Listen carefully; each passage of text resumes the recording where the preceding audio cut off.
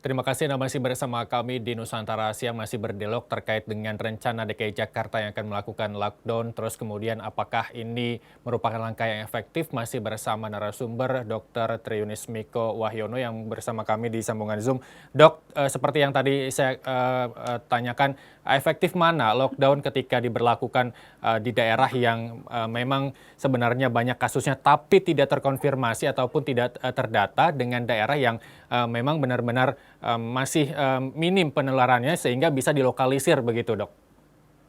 Ya, jadi kalau kasusnya sedikit, berarti lockdown-nya lebih efektif begitu. Jadi sangat baik begitu kayak Vietnam, baru 200 kasus dia melakukan lockdown sebulan sudah selesai. Sebulan begitu. Tadi Malaysia melakukan lockdown 3,5 bulan, itu kasusnya 1000-an begitu. Jadi bayangkan kalau lockdown dengan kasus yang lebih sedikit maka akan lebih singkat, maka kemudian akan lebih efektif begitu. Kalau lockdown dilakukan pada kasus yang lebih banyak atau tidak terkonfirmasi, maka itu juga harus lebih lama begitu karena kita harus tetap melakukan konfirmasi setelah lockdown begitu. Harusnya jumlah tesnya tetap harus semaksimal mungkin karena tujuan lockdown adalah mengurangi penularan begitu. Ya, kita harus tahu bahwa di awal lockdown berapa kasus, di akhir lockdown berapa kasus.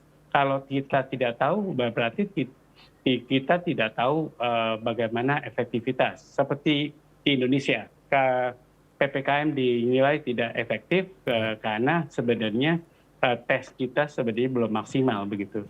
Kita mulai dengan jumlah kasus 1 jutaan begitu, kemudian tambahannya adalah 10.000 atau 14.000, kemudian setelah dilakukan PPKM ya tetap 10.000. Padahal kalau kita tahu pada awal penularan dengan tes yang maksimal, seandainya kita tahu jumlah setiap harinya kasus itu ada 18.000, kemudian menurun menjadi 15.000, ya tetap ada pengaruhnya PPKM ini.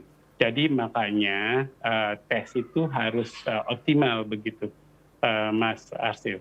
Ya, oke. Dok, saya juga mengingatkan bahwa India dapat meminimalisir penularan dengan meningkatkan tes. Kalau di Indonesia sendiri, apakah Dokter Miko tahu bahwa tesnya sekurang apa, terus kemudian harus ditambah sebanyak apa untuk men-tracing orang-orang yang belum terkonfirmasi dengan tes-tes yang dilakukan, Dok? Ya, tes itu kan berdasarkan WHO harus 1/1000 orang begitu. 1/1000 orang berarti di Indonesia ada 270 juta. Jadi bayangkan jumlah tes yang harus dilaksanakan di Indonesia. Berarti 2.700.000 dalam 1 pekan. Jadi bagi seminggu 2.700, 2.700.000, kemudian itu hasilnya sehari begitu. Sehari harus dilakukan. Nah, di Indonesia sudah bisa mencapai 30.000 per hari begitu. Jadi belum mencapai, kalau 30.000 dikali 3 ya hampir 2.100.000 lah. Ya, kalau nggak salah ya. Belum 270.000 begitu.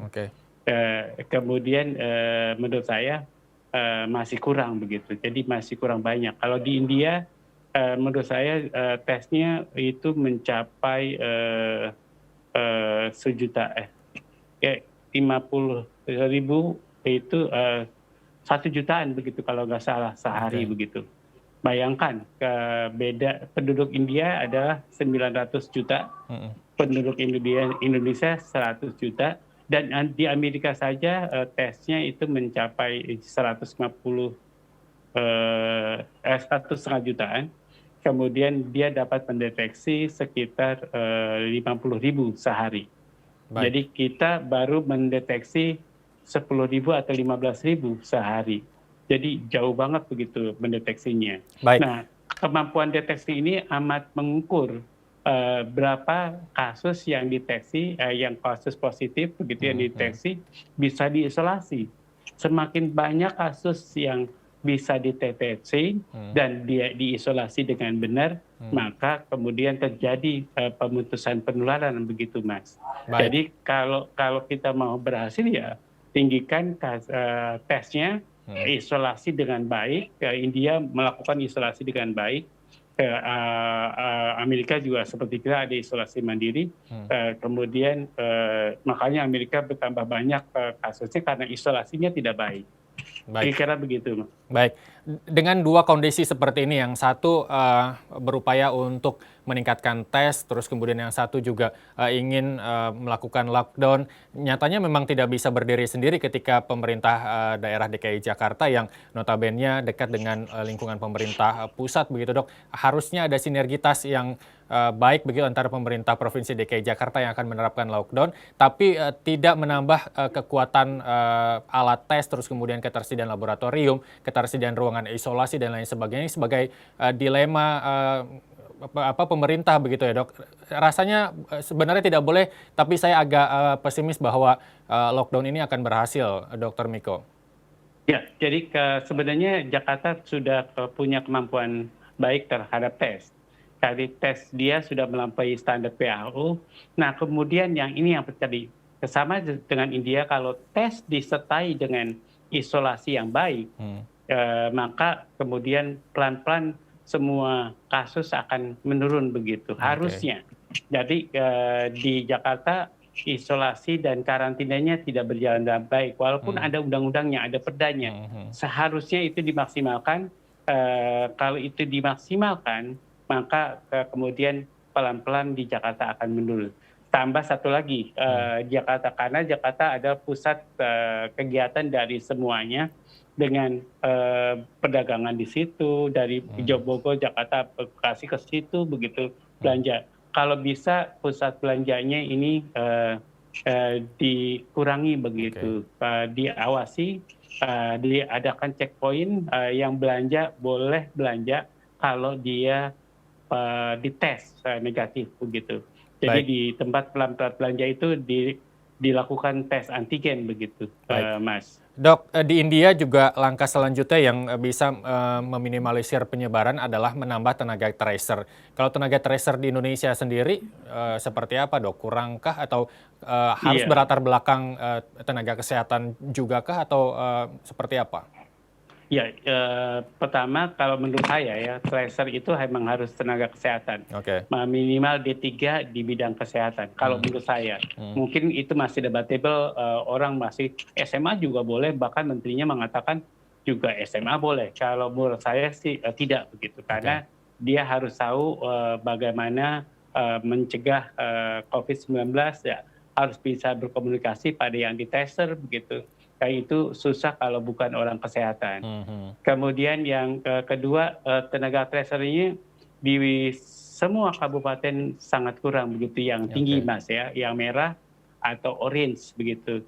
Jadi menurut saya tenaga tracer di semua kabupaten atau kota yang merah dan orange sedang berkurang. Kalau Depok baru saja mendapat bantuan, baru dilatih, sedangkan kota lainnya atau kabupaten lainnya tidak mendapat bantuan tenaga kesehatan, terutama dananya. Karena tracer itu nggak mungkin tidak diberi uang untuk transport dan sebagainya, harus diberi uang. Kemudian kalau ada risiko untuk dia terkena COVID, itu juga harus dijamin bahwa dia tidak terkena begitu, harus pakai baju atau pakai masker yang bagus, yaitu N95, kemudian harus pakai face shield begitu kalau tidak ada masker yang bagus begitu, paling tidak lapis keduanya begitu Mas. Baik, saya setuju dengan pendapat Anda ketika Pak Menteri Kesehatan mengatakan bahwa ketika seseorang sedang melakukan pendidikan tenaga kesehatan terus kemudian dinyatakan lulus, harus diberdayakan untuk membantu penanganan pasien COVID-19. Tapi ketika itu dipaksakan, ada kekhawatiran di masyarakat bahwa keahliannya belum mumpuni. Sebut saja ketika seorang perawat yang harus menempuh pendidikan nurse begitu ya. Mohon maaf kalau ada kesalahan, tapi ketika dia belum mengambil profesi nurse itu, ketika merawat pasien, apakah ada dampak yang serius yang bisa dirasakan oleh pasien ketika tidak mempunyai kecukupan keahlian di bidang merawat pasien, Dok? Ya, jadi kalau nurse itu ada STR-nya atau ada sertifikatnya, Mas. Kemudian orang yang boleh berhubungan dengan pasien adalah orang yang perawat atau dokter yang sudah ada STR-nya.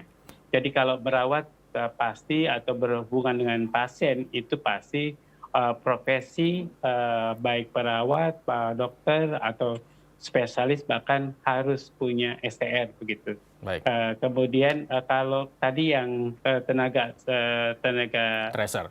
tracing begitu tidak STR karena Oke. sebelumnya tidak apa-apa karena sebelumnya akan dilatih Hmm. dalam melakukan tracer begitu, Mas. Baik.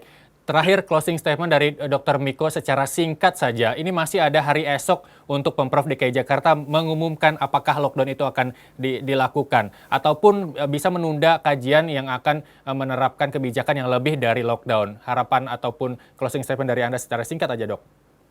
Ya, jadi kalau lockdown setahu saya akan disamakan dengan karantina wilayah. Kalau karantina wilayah maka DKI harus menerapkan undang-undang karantina wilayah.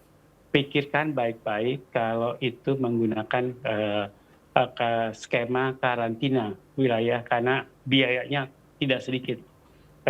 Biayanya akan banyak, tapi efektivitasnya kalau cuma 2 hari tidak lebih bagus kalau itu lebih dari masa inkubasi. Jadi menurut saya kalau karantina atau lockdown 2 hari harus disertai PSBB sedang begitu. Kalau tidak disertai PSBB sedang, bahkan penurunan kasusnya akan lebih kecil dari PSBB sedang begitu. Baik. Jadi pikirkan baik-baik. Baik, luar biasa. Terima kasih Dr. Triunis Miko Wahyono, epidemiolog Universitas Indonesia telah bergabung bersama kami di Nusantara Siang.